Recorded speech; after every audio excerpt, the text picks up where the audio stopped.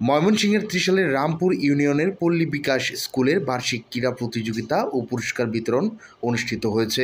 24শে ফেব্রুয়ারি সোমবার সকাল 10টায় বিদ্যালয়ের প্রাঙ্গণে দিনব্যাপী এই অনুষ্ঠানের আয়োজন করা হয়। রামপুর ইউনিয়নের 8 নং ওয়ার্ডের মেম্বার ইয়াসিন সরকারের সভাপতিত্বে এনামুল হকের সঞ্চালনায় প্রধান অতিথি হিসেবে উপস্থিত ছিলেন উপজেলা সমবায় অফিসার মীর কাশেম।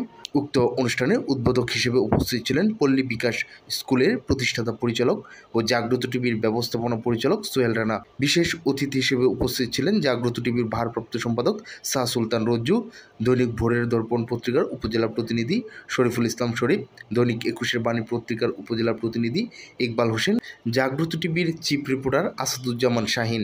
প্রতিযোগিতায় শিক্ষার্থীরা বিভিন্ন ইভেন্টে অংশ নেয়, যার মধ্যে দৌড়, মেমোরি টেস্ট, অঙ্ক দৌড়, কক ফাইট, জুড়িতে বল নিক্ষেপ, যেমন খুশি তেমন সাজো। প্রতিযোগিতা শেষে বিজয়ীদের মধ্যে পুরস্কার বিতরণ করা হয়। পরে শুরু হয় সাংস্কৃতিক অনুষ্ঠান। পল্লী বিকাশ স্কুলের প্রতিষ্ঠাতা পরিচালক বলেন, বিদ্যালয়ের শিক্ষার্থীদের সাফল্য ও উৎসাহের প্রশংসা করেন এবং ভবিষ্যতে আরও বড় পরিসরে এমন আয়োজন করার প্রত্যয় ব্যক্ত করেন। একটু সামনে যাই।